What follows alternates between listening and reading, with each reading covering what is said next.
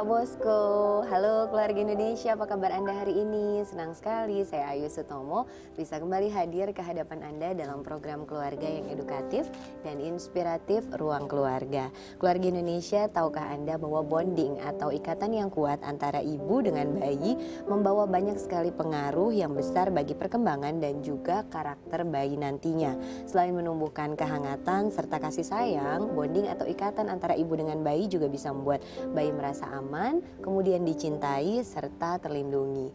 Nah, keluarga Indonesia di ruang keluarga kali ini kita akan membahas topik menarik tentang bagaimana menumbuhkan bonding yang kuat antara ibu dan bayi. Dan untuk keluarga Indonesia di rumah yang mungkin punya pertanyaan seputar topik ini, Anda kami tunggu di nomor 021 2903 2644 atau via Twitter di @dai_tv. Jangan lupa dikasih hashtag ruang keluarga.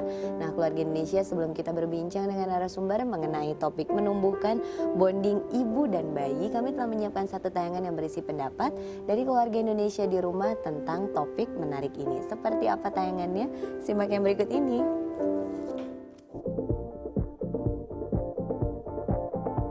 Oh, bonding antara ibu dengan anak? Ya, tahu. Iya, tahu. Tahu ikatan batin antara ibu dan anak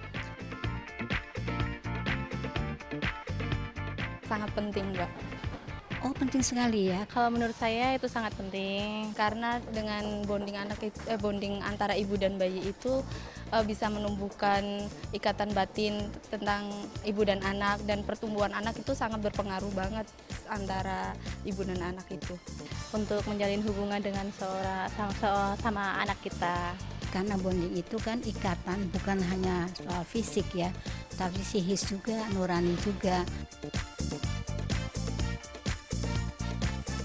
Oh iya, dengan sendirinya ya, apalagi anak sendiri, orang lain aja saya melakukannya, apalagi dengan anak sendiri. Ya, seperti kalau pulang kerja kita selalu meluangkan waktu langsung memegang anak untuk bermain bersama anak kita.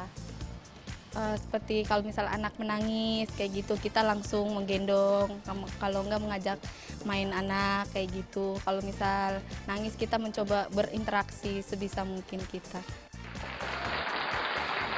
Nah, keluarga Indonesia, itu tadi beberapa pendapat dari keluarga Indonesia di rumah tentang topik yang akan kita bahas hari ini, yaitu menumbuhkan bonding ibu dan bayi. Dan untuk membahas topik tersebut, keluarga Indonesia di ruang keluarga telah hadir narasumber, yaitu seorang psikolog dari Rumah Sakit Gra Kedoya, Jakarta. Kita sapa dulu yang telah hadir di sini, ada Mbak Meriati Budiman, MC Psikolog. Mbak Meri, apa kabar? Baik, Ayu, Terima kasih hadir di ruang keluarga. Kita akan membahas topik yang sangat menarik, Mbak Meri, tentang menumbuhkan bonding antara ibu dengan bayi. Nah, kalau berbicara mengenai bayi, mungkin banyak keluarga Indonesia di rumah yang berpikir bahwa kan masih kecil, si makhluk kecil itu emang udah bisa merasakan ya emosi ibunya. Kan biasanya cuma nangis atau paling senyum-senyum sendiri gitu. Nah, dengan kondisi yang itu, memang dari bayi itu perlu untuk dibangun bonding antara ibu dengan bayinya. Seberapa penting? Betul sekali. Jadi kadang-kadang para orang tua bingung ya, ini anak mana ngerti gitu ya, nggak mungkin ngerti. Tapi ternyata bonding itu dengan kedekatan yang tadi Permisa katakan, bahwa memang dengan kedekatan emosional dengan bayi itu membuat bayi merasa aman, merasa dicintai, dan juga dia merasa terlindungi. Jadi perasaan aman itu dibutuhkan oleh bayi. Kenapa sih bayi bisa merasakan aman, terlindungi, nyaman ketika ikatan itu kuat gitu, Mbak? Karena dia dipenuhi kebutuhannya. Ibu yang responsif terhadap kebutuhannya, ia pun merasa nyaman, ia merasakan itu. Nah, yang makanya dikatakan ikatan batin ya, atau ikatan emosional antara ibu dengan bayi, itu pun berdampak positif terhadap bayinya. Sehingga ia punya perasaan tenang dan nyaman.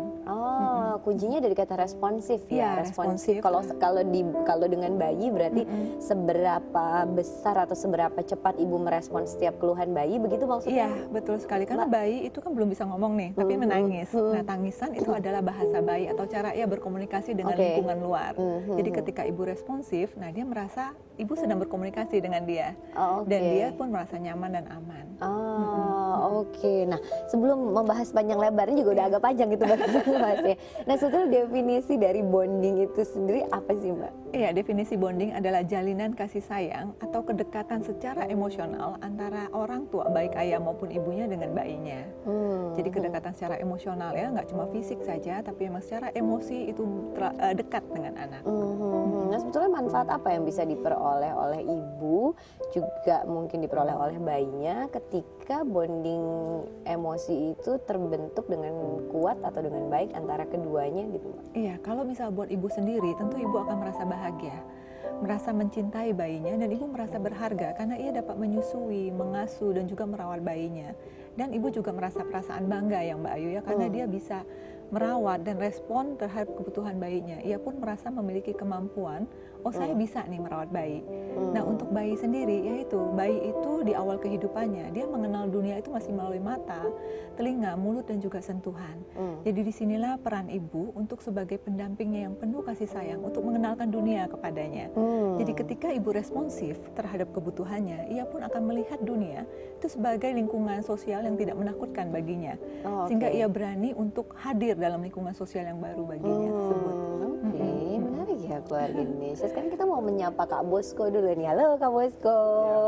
Kak Bosko, topiknya tentang membentuk bonding emosi yang kuat antara ibu dengan bayi. Kita flashback ke yang dulu banget gitu ya Kak Bosko. Berapa tahun lalu Kak? Putrinya sekarang udah berapa tahun? Sekarang udah 14 tahun. 14 tahun. Oke, berarti mari kita aktifkan long term memorinya Kak Bosko.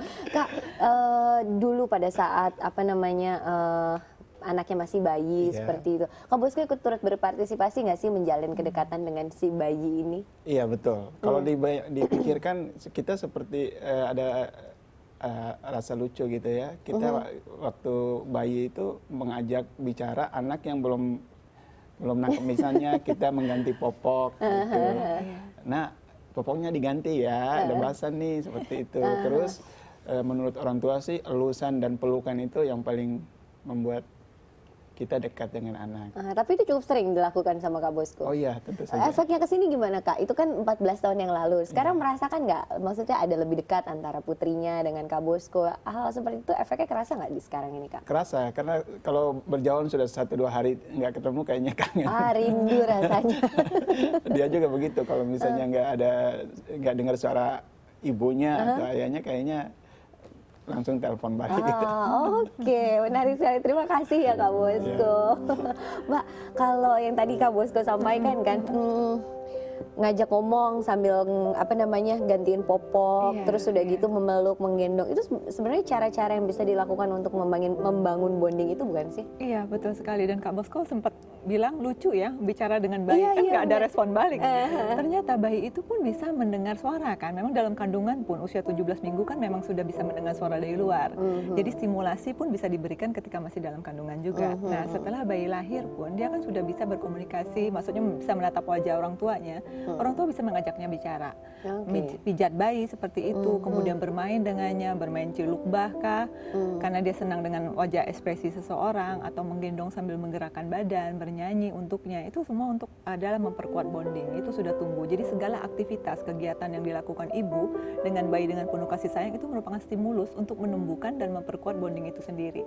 Semua aktivitas tidak terkecuali gitu ya? Tidak terkecuali, semua kegiatan yang kita lakukan bersama dengan bayi dengan penuh kasih sayang, ganti popok seperti Kak Bosko bilang, atau menari dengannya, atau mengajaknya bicara meskipun dia nggak respon, itu semua memperkuat bonding dan menumbuhkan bonding.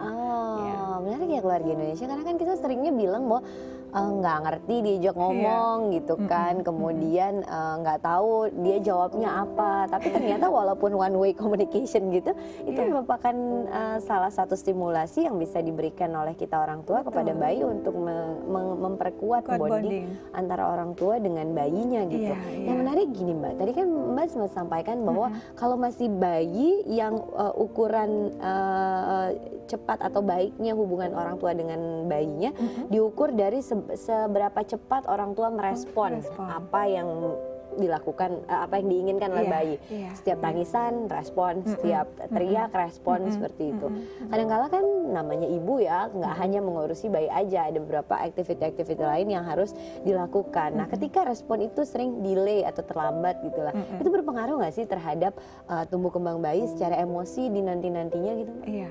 Kalau responnya lambat, itu sering sekali dilakukan, itu berpengaruh. Tapi sewaktu-waktu tidak. Karena kalau kita lakukan itu secara konsisten, kontinu, dia tahu, oh ibunya pasti akan hadir. Tapi ibunya memang keseringan nggak pernah hadir, ya tentu bondingnya nggak kuat. Dia akan merasa bahwa lingkungan ini sulit dipercaya ya. Tidak ada yang memperhatikan saya gitu. Jadi kalau sewaktu-waktu ketinggalan kan kita bisa, oh lah maaf ya nak, meskipun dia nggak ngerti, tapi kita bisa memberikan lagi perhatiannya lagi gitu. Oke, jangan sering-sering keluarga Indonesia kalau bayinya nangis langsung. Iya. Supaya tidak kehilangan momen untuk membangun bonding emosi dengan bayi-bayi yang ada di rumah gitu.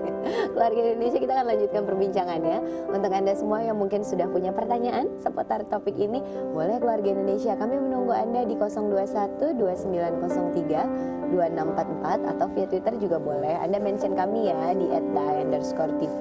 Kemudian jangan lupa dikasih hashtag ruang keluarga. Kita lanjutkan perbincangannya selepas informasi menarik yang telah kami siapkan untuk Anda. Tapi sebelumnya satu lagu dulu dari Kak Bosco. Silakan Kak.